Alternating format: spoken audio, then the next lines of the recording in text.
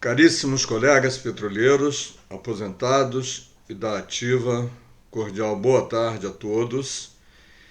Mais uma vez, estamos aqui para conversar sobre Acordo Coletivo de Trabalho e AMS.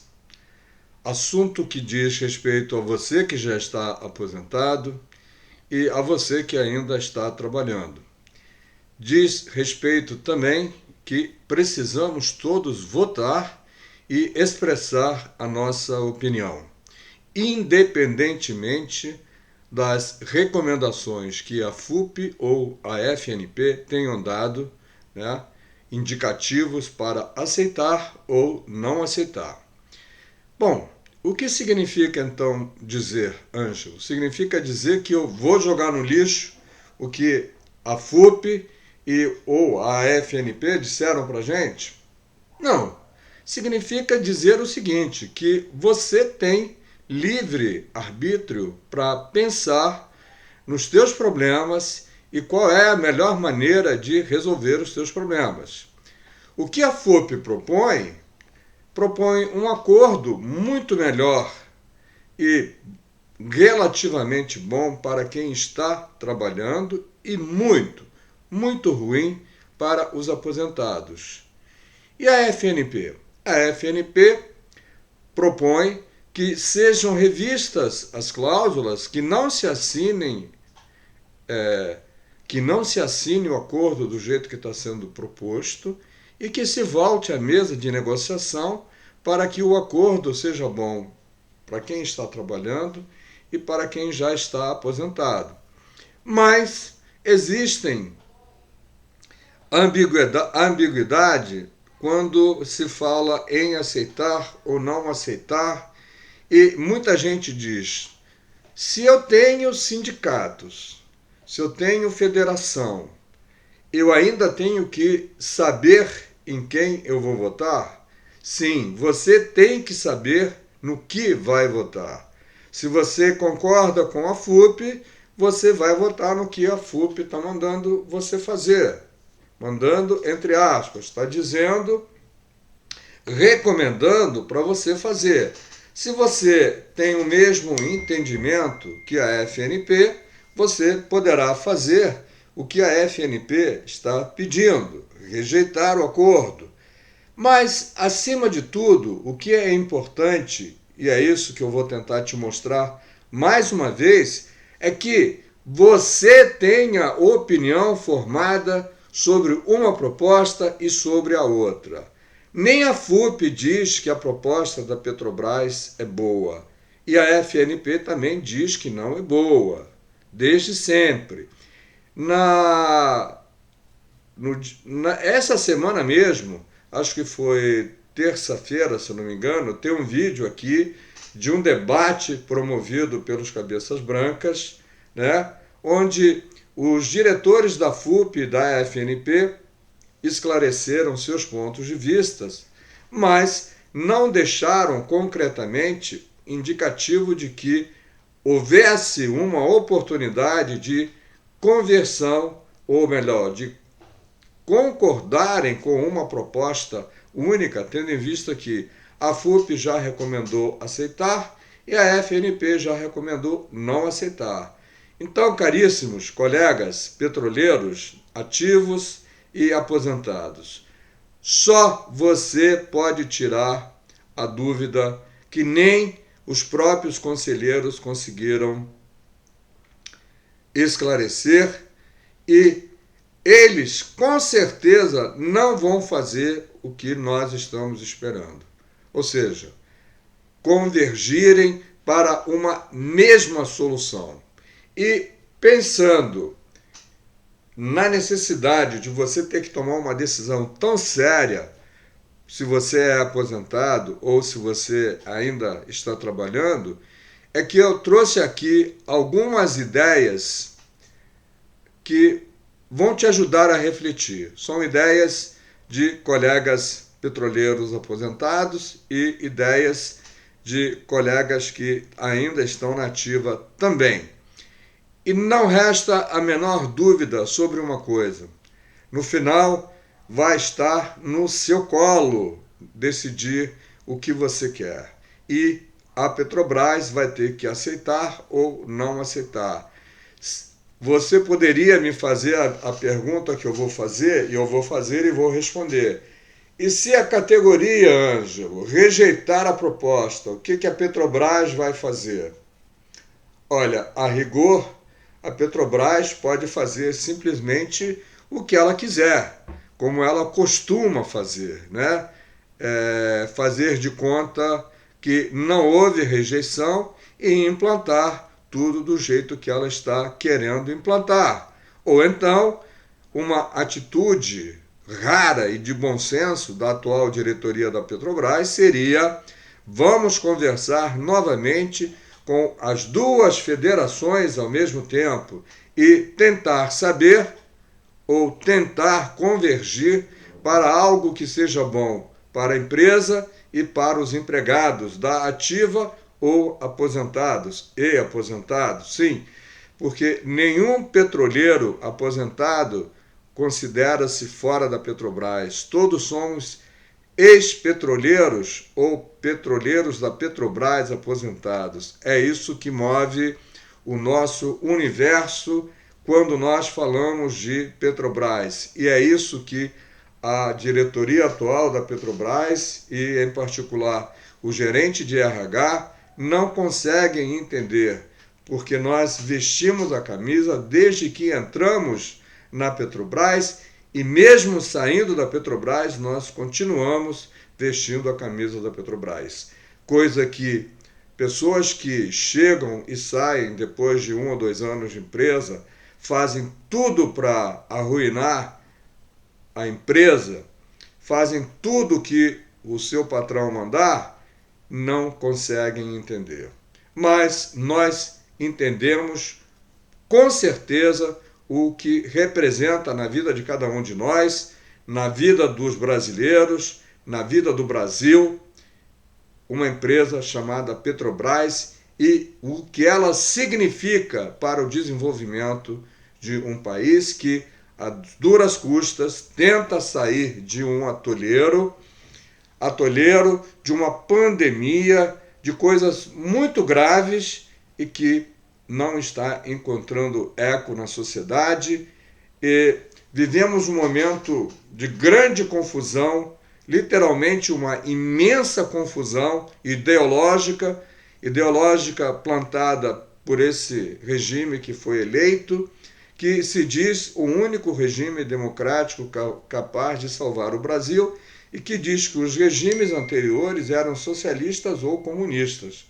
Interessante saber que nenhuma das duas coisas, socialista ou comunista, se aplica aos regimes anteriores. No máximo, poderiam ser populistas, assim como esse é também populista e, mais do que populista, é um governo neoliberal, um governo liberal que está vendendo tudo, que não tem paixão, não tem empatia pelo povo brasileiro. Bom, mas isso é um parênteses, uma licença poética que eu tirei para demonstrar a vocês também o meu descontentamento com tudo que está ocorrendo. E eu vou utilizar aqui textos que eu tirei, porque entendo que são bastante significativos e retratam o momento que a gente está vivendo, de alguns colegas, eu vou dizer o nome, lógico que eu vou dizer o nome, que endossam o não que a gente deve dar para a proposta da Petrobras. Colegas de grupos do WhatsApp, no caso que eu vou ler agora, é de um colega de nome Marcos Breda. Ele diz o seguinte: somos todos livres para votar como bem entendermos. E isso é um ponto pacífico. Livres de votar na aceitação ou não aceitar. Outra coisa é a clareza necessária que isso seja feito de forma consciente e consequente. Ou seja, precisamos entender por que votar sim ou votar não.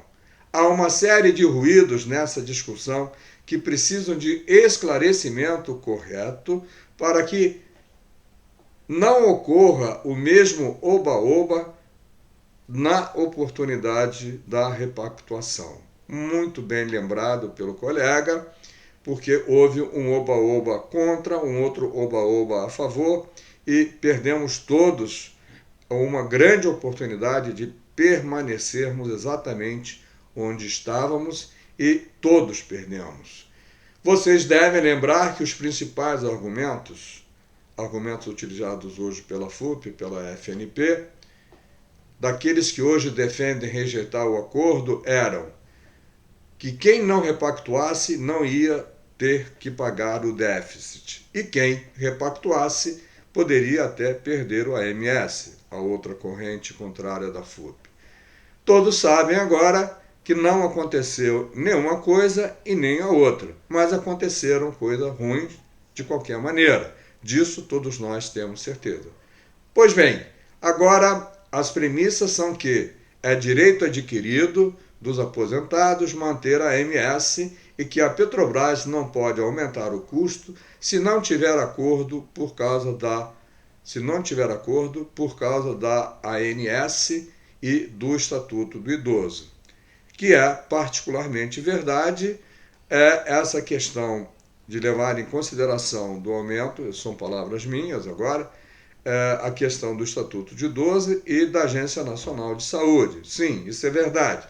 Entretanto, isso leva a questão para a área jurídica. Mas é preciso levar em consideração, quando a gente diz não, que existe uma possibilidade concreta de termos que recorrer à justiça depois de dizermos que não. Então, isso é uma possibilidade, não é uma coisa certa. Assim como existe alguma possibilidade da Petrobras voltar a negociar com as duas federações. E aí, voltando ao texto do colega, ele pergunta: onde está escrito isso? Onde está escrito em relação à ANS e em relação ao Estatuto de Idoso? Eu respondo: está escrito nos dois documentos. Qual é o único documento onde estão escritas as tabelas de contribuições desse plano, a relação do custeio do plano, os direitos de inscrição de dependentes do plano, o atendimento para procedimentos não previstos nos planos mínimos da ANS, o grande risco sem desembolso do beneficiário do plano? Resposta: no acordo coletivo de trabalho. E, deixando de existir o acordo coletivo de trabalho, como serão feitos esses procedimentos? Alguém vai se apressar e responder pelas regras da Petrobras ou pela futura sentença normativa da Justiça do Trabalho. Será que isso vai ser melhor que o acordo coletivo assinado? Não. E sabe o motivo? Simples: porque fogem à nossa capacidade de decisão. Estaremos entregando aos gestores ou aos juízes essa decisão. A lei prevê direito adquirido, mas acrescenta, desde que pague integralmente. E qual vai ser a escolha de quem vai decidir em nosso lugar? Não sabemos. Ficam aí as questões a serem refletidas antes de se votar, com consciência e consequência. Vote por entender, vote para manter o acordo dos petroleiros. Pode ser a última oportunidade. O que o colega quer dizer com essa questão? Quando você votar não para rejeitar a proposta que a Petrobras está fazendo, você está votando não para não aceitar o acordo coletivo na íntegra? Não, você está votando não porque a proposta relacionada ao AMS não é boa de jeito algum. E tampouco a questão do acordo coletivo, como o nosso colega diz aqui, garante a questão da AMS, de valores a serem cobrados pela AMS, porque, embora a assistência médica suplementar esteja no acordo coletivo do trabalho, os valores que são cobrados para a gente são valores diferenciados, existem tabelas. E é exatamente em cima dessas tabelas que está a grande discussão. Como é do conhecimento de vocês todos, vejam aqui no canal, existem vários vídeos, 3 apresentações PowerPoint explicando essa questão das tabelas. Elas são de doer o coração, essas tabelas. Se nós não formos capazes de mudar as tabelas do custo da AMS, nós vamos ter muitas dificuldades de utilizar o plano. Então, a questão não está em aceitar o ACT, em manter o plano, porque temos direito. Claro que temos direito pelo Estatuto, pelo Acordo Coletivo de Trabalho e pela legislação do trabalho. Isso está garantido. O que não está garantido é quanto devemos pagar por isso. E é disso que falamos quando dizemos não queremos assinar o acordo, porque o que a Petrobras está propondo de pagar é um absurdo. Já sabemos de antemão quanto iremos pagar o ano que vem e em 2022. Vai ter gente que não vai estar recebendo o suficiente para pagar o que a Petrobras está se propondo a pagar. Quando eu li o texto do colega, eu li tanto para falar de coisas positivas quanto de coisas negativas. E essa questão de aceitar ou não aceitar o acordo coletivo de trabalho tem que se pensar, claro, nas consequências do aceite e do não aceitar. Que nós não iremos perder o plano de saúde, nós não iremos, temos esse direito garantido. Mas nós não sabemos quanto iremos pagar caso a Petrobras se negue a repensar essa questão. Se nós aceitarmos do jeito que a Petrobras está propondo, nós sabemos que iremos pagar quase 1.600% a mais em alguns casos. O que a FUP está propondo e a FNP está propondo aceitar e a FNP está propondo não aceitar, está em cima desses pilares. E não tenha dúvida, quem vai decidir se vamos aceitar ou não é você, sou eu, que vamos votar e vamos votar para aceitar ou para não aceitar. Então, compartilhe esse vídeo e os próximos 2 outros ou 3 outros que eu vou fazer agora com o maior número possível de colegas petroleiros. Assine o canal, compartilhe a assinatura do canal com quem você quiser, é de graça. A única coisa que eu peço é que você compartilhe, mesmo não concordando com absolutamente nada do que eu estou dizendo, até para você ter uma opinião contrária ao que você se propõe a aceitar ou não. Compartilhe com seus colegas e seus amigos. Faça o melhor que você pode fazer, compartilhar, discutir e no final tome a sua decisão. A minha é de não aceitar e é assim que eu vou votar. A sua vai ser do jeito que você achar. Pense que se você está trabalhando, você é o futuro aposentado. E se você está aposentado, provavelmente você não vai ter como pagar o que a Petrobras está querendo que nós paguemos. A gente vai se ver já no próximo vídeo.